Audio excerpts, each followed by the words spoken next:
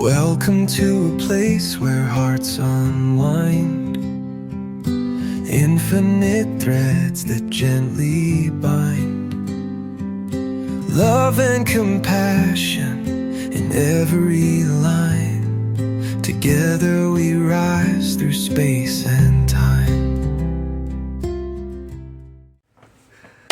Hey!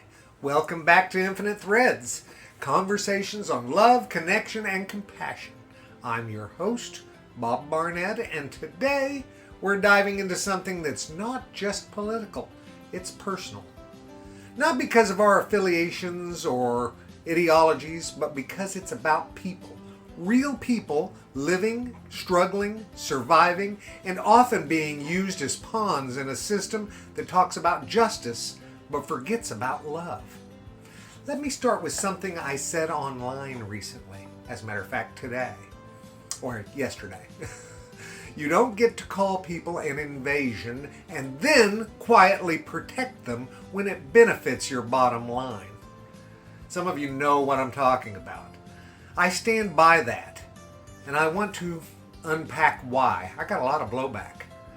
You see, some politicians stir up fear about undocumented immigrants. They call them criminals, invaders, threats. They campaign on promises to deport them all, to shut the borders, to protect us from them. But then, quietly behind the scenes, they make exceptions for farms, for hotels, for the very industries that depend on undocumented labor to keep running. Why? Because their donors need those workers. Because their businesses or their friends' businesses would collapse without them. So suddenly, enforcement gets paused. Not out of compassion, not out of humanity, but out of economic necessity. And here's where I draw the line. If undocumented immigrants are truly as dangerous as they are portrayed to be, then why carve out exceptions for industries that profit from their labor? If they're really an invasion, then isn't shielding certain sectors just choosing money over principle? The truth is, this was never about national security. It's about control. It's about fear. And yes, it's about votes. People are being demonized publicly and protected privately, punished on paper, but relied upon in silence. That's not policy. That's exploitation. Very definition. And compassion, real compassion, cannot be conditional. Now let's slow down a second. Let's breathe. Because I know this is a heated issue. I want to say clearly, you don't have to agree with me on everything. You should know that.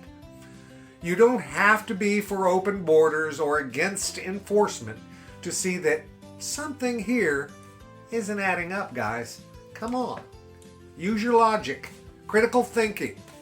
Even those who believe in strong immigration laws have to wrestle with this question. Why do we enforce selectively? Why are we okay deporting a mother of two who cleans offices at night, but not the man whose hotel empire depends on her? Where's the justice in that? And beyond that, where's the love? I'm not seeing it, guys. One commenter told me, I make logical decisions. I won't open my house or my country to people who might do harm. And I hear that. Fear is real, but so is desperation and logic. Logic without compassion, it turns cold fast. Logic might tell you to close your door, but love asks, what if I were the one on the outside?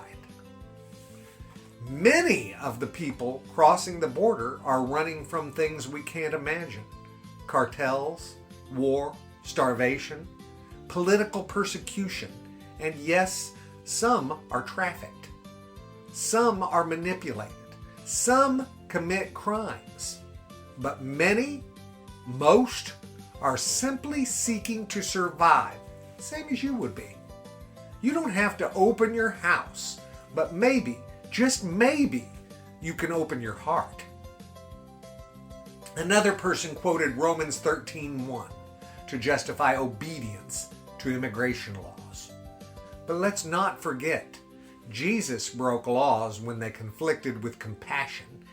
He healed on the Sabbath. He protected a woman from legal execution. He touched lepers. He fed the hungry. He loved without a checklist. And remember, it was legal to crucify him. You can't weaponize Scripture to justify cruelty while ignoring all the places where Jesus said, love your neighbor, welcome the stranger, do unto others as you would have them do unto you. And I get it. Some of you are worried about safety, about crime, about being taken advantage of. I hear that. I really, really do. But I want to gently challenge it too. Come on. Because when we look at the data, not just the headlines or the rumors, we see that most crime, most mass shootings, most acts of violence in this country are committed by people who were born here, not by undocumented migrants, not by refugees, not by people crossing illegally. In fact, study after study shows that undocumented immigrants are less likely to commit crimes than native-born citizens. This is just a fact. So if this isn't about crime and it isn't about jobs, what's it really about, guys? I think it's about story. The story we tell ourselves about who belongs and who doesn't, about who deserves compassion and who doesn't, about who gets to be seen as human and who gets reduced to a label. Illegals, invaders, threats. That kind of storytelling doesn't just dehumanize others. It damages all of us. It shrinks our capacity for love. And if we let it, it makes us forget that every human being, every single one, was once a child.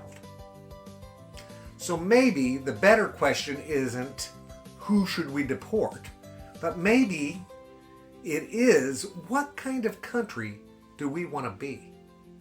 One ruled by fear or one guided by love? One that sees people as problems or one that dares to see people as people? I believe we're better than the rhetoric. I believe we're stronger than our fears. And I believe love is still the greatest force in the world. So I'll keep saying it, even when it's unpopular, even when people say I'm naive, which they have, even when I'm told you'll change your mind when it affects you. Hey, I was told today that the devil is whispering in my ear. Because it does affect me, this is what I'm going to do. It affects all of us, our hearts, our communities, and our souls. This is about who we choose to be, not just in policy, but in practice. You don't have to open your home, but maybe today you can open your heart. This has been Infinite Threads, guys, and we are all infinite threads. I'm Bob Barnett, and love is just the thread that mends us. I love you all very, very, very much.